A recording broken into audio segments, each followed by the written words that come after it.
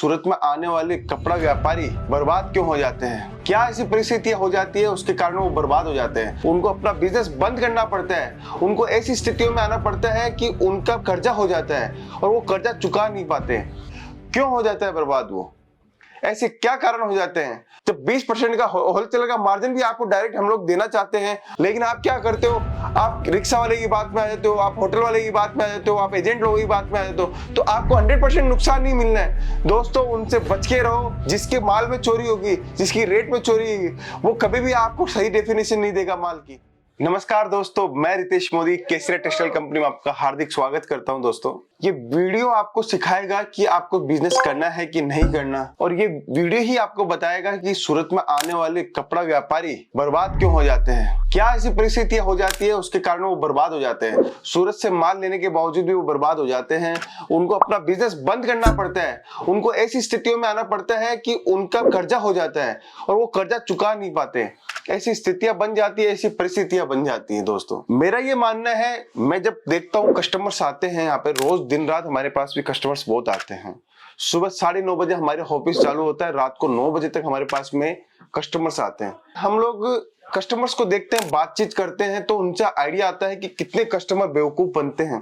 लोगों की बातों में आके एक बर्बादी का रास्ता चुन लेते हैं। कपड़ों का बिजनेस करके भी लोग रोड पे आ जाते हैं। आप सोचिए सर, कपड़ों का बिजनेस करके, कपड़ों का बिजनेस तो ऐसा है कि आपके पास स्टॉक है, आप चाहे जब आपका प्रॉफिट बना सकते हो, चाहे जब वो माल बेच सकते हो।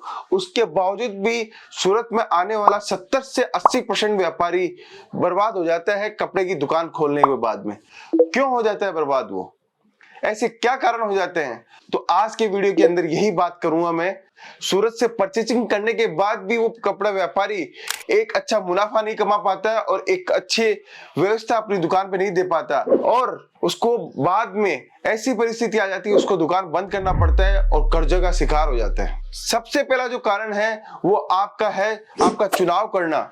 जो सप्लायर आप चुनाव करते हो, उसी के कारण आप अपने व्यापार को बढ़ा नहीं पाते हो और व्यापार को बंद करना पड़ता है। सूरत आते हो, यहाँ पे मैं देखता हूँ हजारों व्यापारी सूरत आते हैं, दिन रात सूरत आ रहे हैं व्यापारी, रोज वीडियो बन रहे हैं, रोज वीडियो देख के व्यापारी सूरत आ रहा है। लेकिन होता क्या है, वो बातें मानता है रिक्शा वाले की, वो बात मान जाता है होटल वाले की, वो बात मान जाता है एजेंट लोगों की, वो बात मान जाता है सेल्समैन की।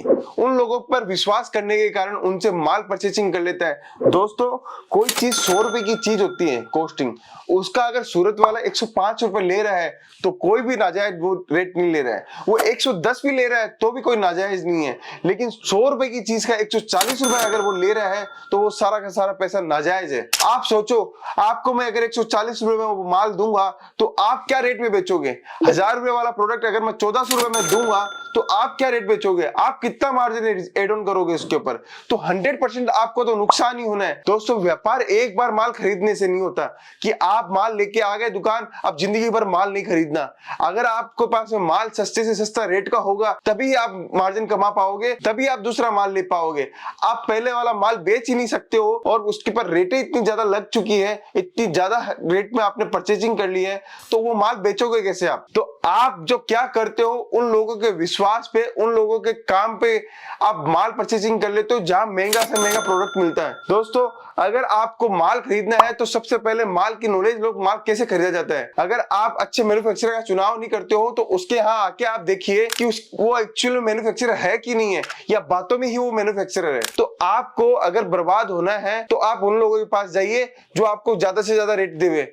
आपका पैसा अगर आपको डुबाना ही है सूरत आके, तो उन लोगों से माल खरीदिए जो आपको डिस्काउंट देगा बड़ा बड़ा, जो आपको रेटें लगाएगा ज्यादा ज्यादा। तो ऐसे लोगों के पास में जाके तो आपको 100% आपको दुकान बंद करनी पड़ेगी। अगर बर्बाद होना है तो आप जाइए, अगर आबाद होना है तो हमारी जैसी कंपनियों को पकड़िए जो मैन्युफैक्चरर है, मैन्युफैक्चरिंग रेट पे आपको कपड़ा प्रोवाइड करवाता है। केसरिया टेक्सटाइल कंपनी एक मैन्युफैक्चरिंग कंपनी है जो कम से कम लागत में आपको कपड़ा प्रोवाइड करवाती है। दोस्तों, हम लोग भी मार्जिन लेते हैं, हम लोगों का भी सेटअप मार्जिन का है, लेकिन हम लोग मार्जिन की एक सीमा है, हमारी एक सीमा है। नॉमिनल से नॉमिनल मार्जिन में हम लोग काम करते हैं, नॉमिनल से नॉमिनल मार्जिन में आपको कपड़ा सप्लाई करते हैं। हम लोग क्या चाहते हैं, जो रेट में पे हम लोग होलसेलर को देते हैं वो रेट आपको हम लोग दें। होलसेलर भी आपको जोड़ के 20% 30% जोड़ता है, वो फायदा भी आपको हम लोग डायरेक्ट देना चाहते हैं कि आप होलसेलर के पास नहीं जाए, डायरेक्ट आप सूरत आए, डायरेक्ट सूरत आके केसर टेक्सटाइल कंपनी से जुड़े और वहीं से ही माल ले। तो आप सोचो आपको कितना मार्जिन मिलेगा जब 20% का होलसेलर का मार्जिन भी आपको डायरेक्ट हम लोग देना चाहते हैं। वो मार्जिन से आप 50% तक पहुंच सकते हो, आप अपने बिजनेस में बड़ी ग्रोथ कर सकते हो, वो मार्जिन भी आपको मिले। हम लोग इतना प्रयास करते हैं, लेकिन आप क्या करते हो, सूरत आके उन होलसेलर्स के कपड़ा ले लेते हो। आप हजारों रुपए लगा के सूरत आते हो, होटल में रुकते हो, खाना पीना करते हो, रिक्शा वाले के पास जाते हो और बोलते हो मुझे अच्छा फैक्ट्री वाला बताओ। अरे आप जब आपको पता ही नहीं था यहाँ पे फैक्ट्री वाला कौन है तो आप सूरत आते क्यों? सूरत आओ तो पहले नॉलेज लेके आओ, मुझे केसर टेक्सटाइल कंपनी जाना है, मुझे इस कंपनी में जाना है, ये मैन्युफैक्चरर है, इसके पास जाता हूँ, देखता हूँ ये मैन्युफैक्चरर है कि नहीं है। अगर वो मैन्युफैक्चरर है तो तब परचेजिंग करो आप। लेकिन आप क्या करते हो, आप रिक्शा वाले की बात में आ जाते हो, आप होटल वाले की बात में आ जाते हो, आप एजेंट लोगों की बात में आ जाते हो, तो आपको 100% नुकसान नहीं मिलना है। दोस्तों उनसे बच के रहो, डायरेक्ट अपनी सद्बुद्धि का प्रयोग करो और एक अच्छे मैन्युफैक्चरर के साथ में काम करो। अगर आपको बर्बाद ही होना है तो मेरे पास कोई रास्ता नहीं है उसका। अगर आपको सक्सेसफुल बनना है, एक अच्छा बिजनेसमैन बनना है, तो आप अपना चुनाव अपने विवेक से कीजिए, अपनी सूझबूझ से कीजिए। तो दूसरी चीजें आपको दूसरा पॉइंट मैं बताना चाहता हूं, अगर आप सूरत आते हो तो हर चीज को बारीकी से देखिए, कपड़े की वैरायटी देखिए, आप कपड़े की चीजें समझिए कि जॉर्जेट किसको बोलते हैं, शिफॉन किसको बोलते हैं, दानिक किसको बोलते हैं, वेटलेस किसको बोलते हैं, सूट के अंदर कॉटन किसको बोलते हैं, पश्मीना किसको बोलते हैं, चंदेरी किसको बोलते हैं, कुर्ती के अंदर रियोन किसको बोलते हैं, जाम किसको बोलते हैं, सिल्क किसको बोलते हैं। वैरायटी, इतनी वैरायटी आती है हर कपड़े के अंदर, तो वो वैरायटी को सीखिए, आपको धीरे धीरे आइडिया आने लग जाएगा कि कौन सी रेट कौन सी कॉस्ट में मिल सकता है। पैटर्न को समझिए कि ये फुल स्लीव्स की रेट क्या रेट में मिल सकता है, कुर्ती की लेंथ है उससे आप रेट पकड़िए कि कुर्ती की लेंथ से रेट क्या होगी। तो ये सब चीजें नॉलेज आपको एक अच्छे मैन्युफैक्चरर दे सकता है, जो खुला हुआ है मैन्युफैक्चरर है, जिसको किसी का भी डर नहीं है, उसको पता है उसकी रेट एकदम मजबूती रेट है, कम से कम रेटों में कपड़ा प्रोवाइड करता है, उसको किसी का भी डर नहीं है। जिसके माल में चोरी होगी, जिसकी रेट में चोरी होगी, वो कभी भी आपको सही डेफिनेशन नहीं देगा माल की। तो उन लोगों से अगर व्यापार करोगे तो 100% आपका बिजनेस बंद ही होना है। दोस्तों आप व्यापार कर रहे हो तो अच्छे मैन्युफैक्चरर के साथ में व्यापार कीजिए। सूरत आते हो तो केसरिया टेक्सटाइल कंपनी में आइए। आप जब भी रेलवे स्टेशन आते हो तो 10 मिनट की दूरी पर केसरिया टेक्सटाइल कंपनी है।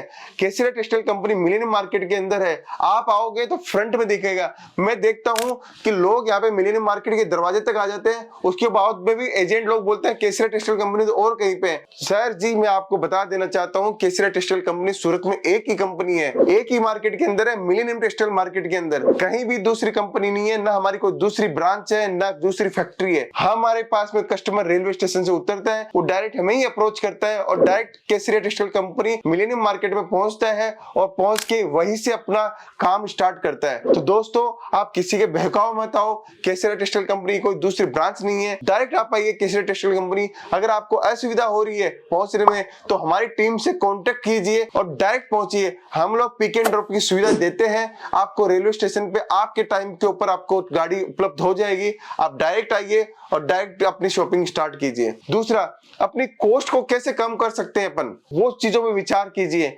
खर्चों पे लगाम लगाइए, प्रॉफिट कैसे बढ़ा सकते हैं उन सब चीजों को सोचिए, तो आपके बिजनेस में 100% प्रॉफिटेबल बिजनेस बन सकता है। दोस्तों कपड़े का बिजनेस बहुत अच्छा बिजनेस है और कपड़े के बिजनेस जितना मार्जिन आपको कहीं नहीं मिल सकता।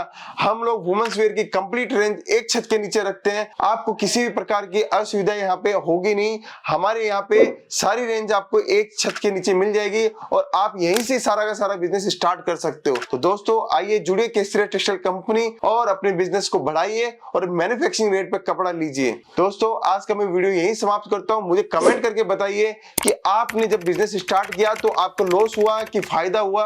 अगर फायदा हुआ तो वो किन किन लोगों के साथ काम करके हुआ और नुकसान हुआ तो किन लोगों के साथ काम करने के कारण आपका नुकसान हुआ, मुझे कमेंट में बताइए।